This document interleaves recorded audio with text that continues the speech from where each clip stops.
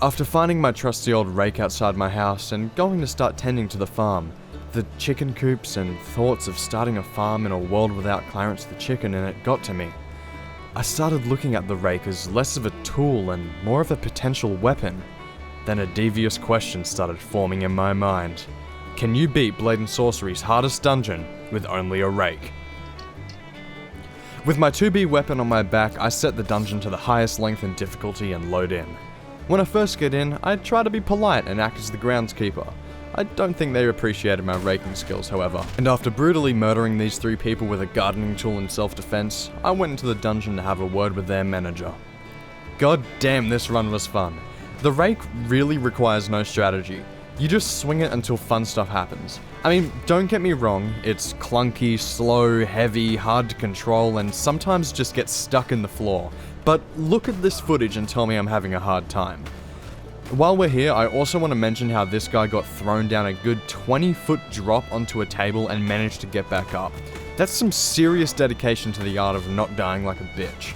I smashed tables, skulls, people's will to live, the subscribe button, really anything that was in reach of my big old garden stick. The rake's biggest strength and its weakness is its sheer size and weight. It's good because people topple over like a grandma with a broken walker when they even look at it, but it can be really tricky to use in small spaces as the ends get caught on walls and objects.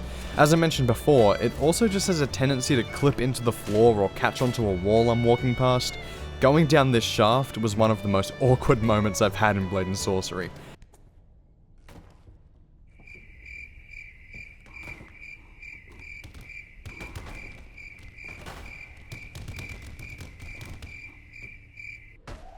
But, after finally getting down, I deal with these guys pretty quickly.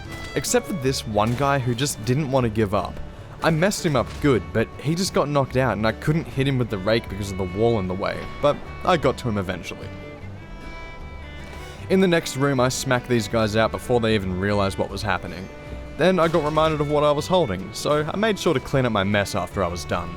Turns out, humans are actually a really good substitute for leaves when you've run out of things to rake. I use my rake like a fucking pogo stick, then get the drop on this guy. Seeing these people just flop around like an epileptic at a rave from a simple gardening tool was pretty funny to see.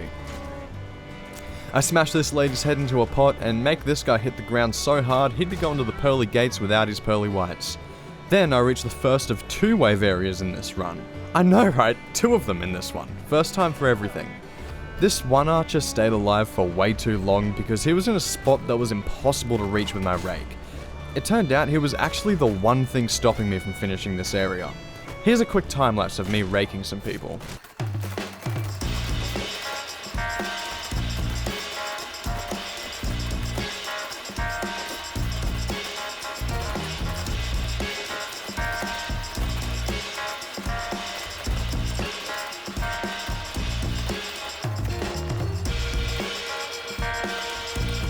I made my way out of the area after looking around for way too long, and then this lady tried to steal my rake off me.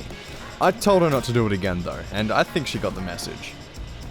I smack these people around, completely deny this mage's attempts at splooging her magic on me, then somehow sneak up on this lady and send her into the water. I really hope she can swim. I doubt it though. I managed to kill the next 3 in a row with only 1 hit, and right before I hit the final wave area, my dream came true. What could possibly be better than 1 rake? That's right, 2 rakes. As it turns out, swinging around 2 heavy rakes when you struggle to swing 1 is pretty hard, so I ended up having 1 on my back as a backup in case something happened to the one I was holding. Knights, mercenaries, barbarians, mages, archers, none were able to stop just some fucking guy with a rake. It really does call into question the training that these guys get. Like, how the fuck would they handle someone like me with, I don't know, a sword? Well, I guess we answered that in the last video. Turns out they don't do too well even in a 5v1. Before I show you guys how the wave area went, I first want to thank Alias and Waluigi for their horrible spending decisions. They are insane people, literally, and the support means the world to me. Okay, here's a time lapse for this fight. Enjoy.